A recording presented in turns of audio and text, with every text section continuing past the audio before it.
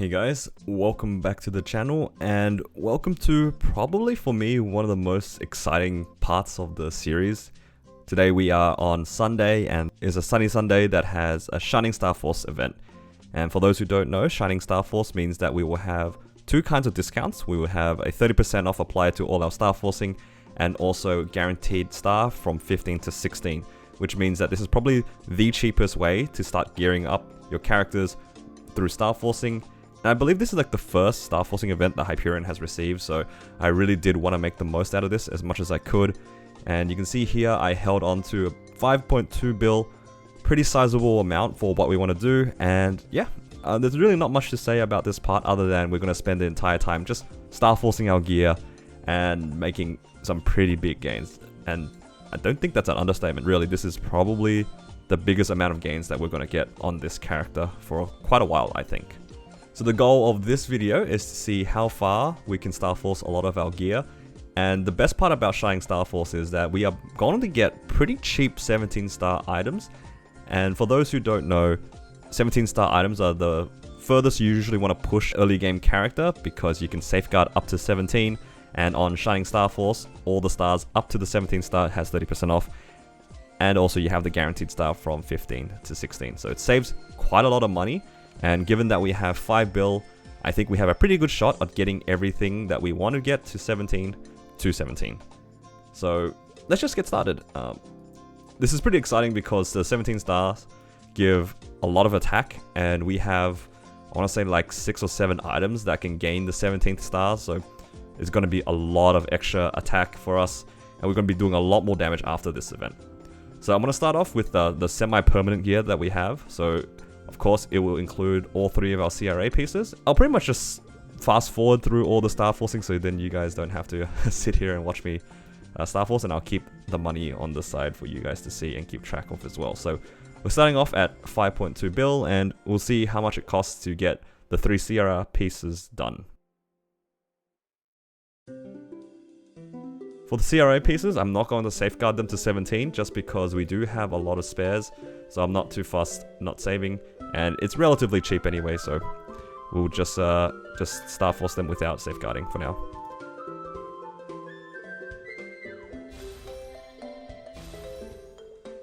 Hat done. Let's move on to the top.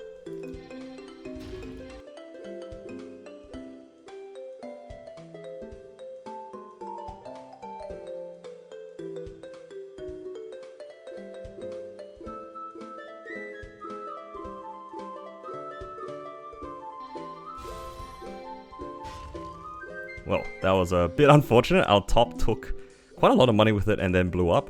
But that's fine, it's part of the game. You will probably expect to blow up a lot of items along the way. And thankfully for CRA, we can replace them somewhat easily. It's just a bit unlucky that it did take a lot of money with it. So let's hope that the second one does a little bit better than the first one. Let's try this again.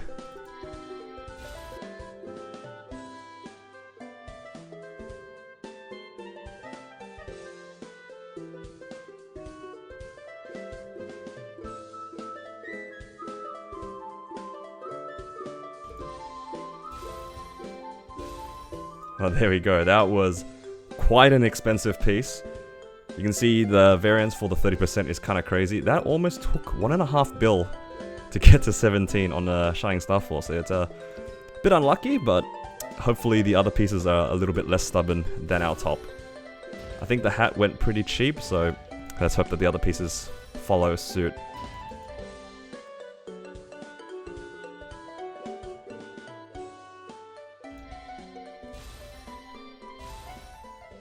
Pants weren't too bad. Let's keep going. Let's move on to the shield now. Unlike the other pieces, I actually have to safeguard this from 16 to 17, which can get expensive because safeguarding it will double the costs of the Starforce itself, but it makes sure that we don't blow up the item, and I don't have a second shield recipe at the moment, so I can't afford to blow it up at the moment.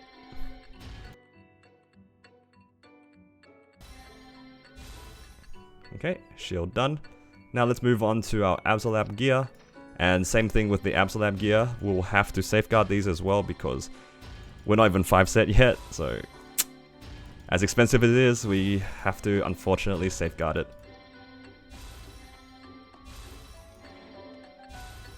Alright, shoulder went on the first try, thank goodness.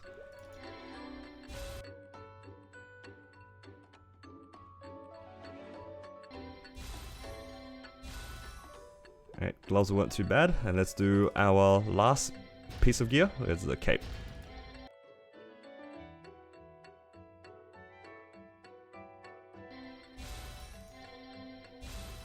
Okay, there we go. We have our CRA and our Absolab pieces done. And I think there's only really one more left to go. I didn't think that it would take that much money. I did get a little bit unlucky on the top. It blew up and then it got really stuck on the 16th to 17th star. With this amount of money, I have two options. One is to get the Black Bean Mark also to 17, which is within reason. And I think afterwards we'll see how much it takes. Let's see if it even gets to 17. We'll just give it a try first.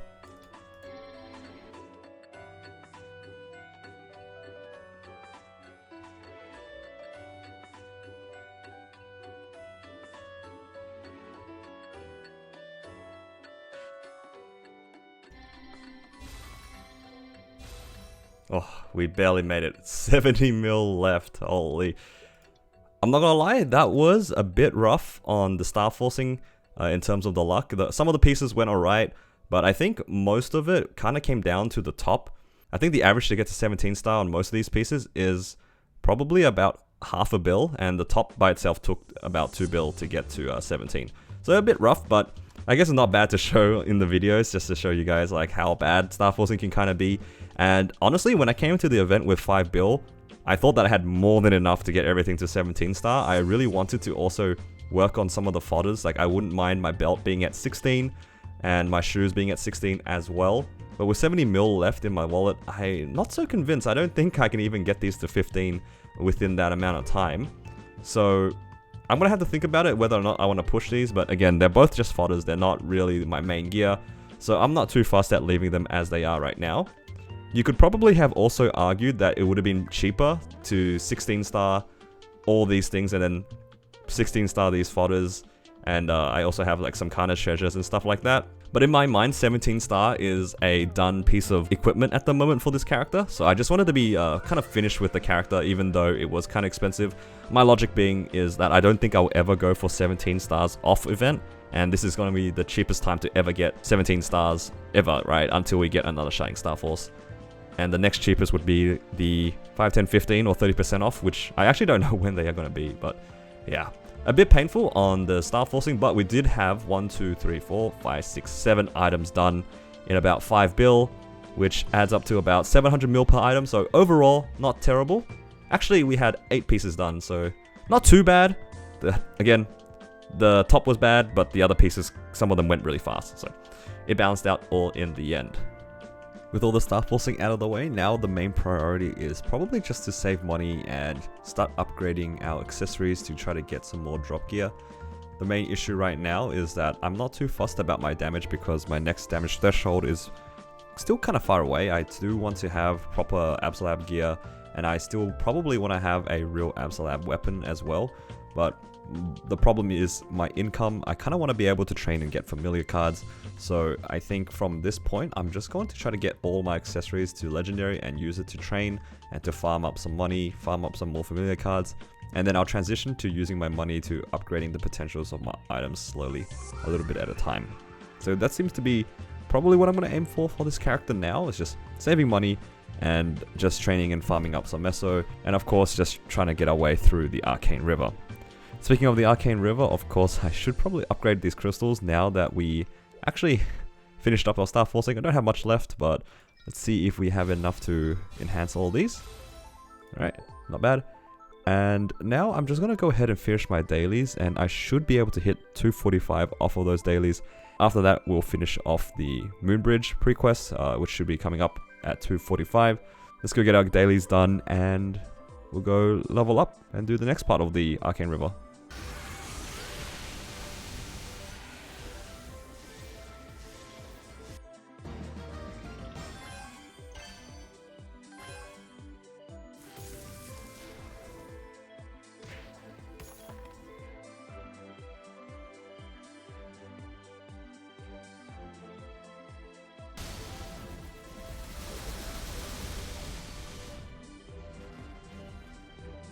With the Moonbridge prequest done, we have access to a lot more training maps now, and we also have access to the daily quest that gives us Sparks of Determination from the Tenebrous Research Group. I probably should do this for EXP, so this will get us to 255 a lot faster. And then once we hit 255, I'm probably going to stop doing this, mostly because I want to be able to stay in Limina and within those level ranges for as long as possible. But until then, this will be a good amount of extra EXP that we get every day. I think the EXP that you get from doing this is actually quite significant, so I'll try my best to do this whenever I can. Another thing now that we're level 245 is that we get some more things from the Hyperburning GIF, and we get 100 symbols, 30 cubes, and 2 EXP node stones. Now from here we are pretty chill with the character. We're just going to slowly level up to level 250, then 255. And I think it's going to be a good time to now refocus on our links. We've done a lot of things regarding our equipment, and we're just kind of in a time gate to try to get some more money. So I'm not going to be too fussed playing on this character, and if I want to try to get stronger, I think the links in Legion are going to be the best things to work on. I do have a decent amount of them already kind of prepped, so I'm going to have to think about which ones are going to be next, but I already have sort of an idea of which one I want to work on. After a little bit of thinking, I decided to go with Arc. Arc is another level 3 link that gives us a lot of damage, and the fact that it has a level 3 link makes it a prime candidate to be able to use the extreme growth potions. On top of that, we have our Demon Slayer already kind of prepped to become the next level 210, so I'll have the Demon Slayer do the Adentis Food Storehouse, and I'll have the Arc use the extreme growth potions, sort of like how we did the Demon Avenger and the Luminous. I'll probably go and create my Arc, and I'll start training up some of my mules a little bit. I also have my Hyperion that is still level 70. I kind of want to get my Hyperion to level 120 as well to get the level 2 link for easier training, so I'll see what I'll do, but definitely going to be working on some more side characters, the Hyperion and the Arc.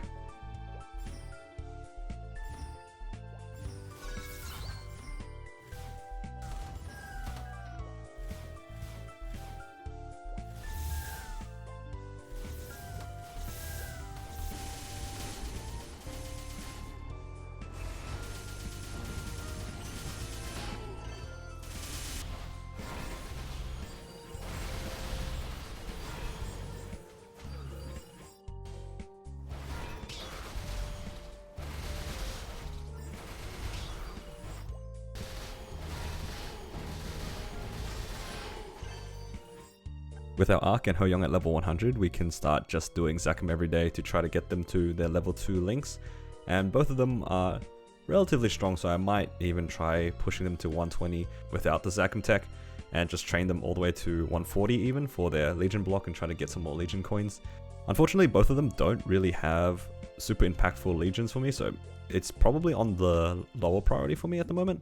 And as of right now, I don't really have any goals regarding bosses that require the extra damage just yet, but once I do, I can expedite the level 120 process. As of right now though, I'm pretty happy just letting them slowly level up using Zachem. And also speaking of Legion, I have hit 1.5k on the Legion board, so what I can start doing is upgrading the board to add more characters in. I actually do have 10 characters now, with the Arc being the 10th one, so I should upgrade the Legion, and this will let me put an extra character in and just slowly work our way up from there. And there we go, we have our Arc also inside the board, and this should give us a little bit more coins every day.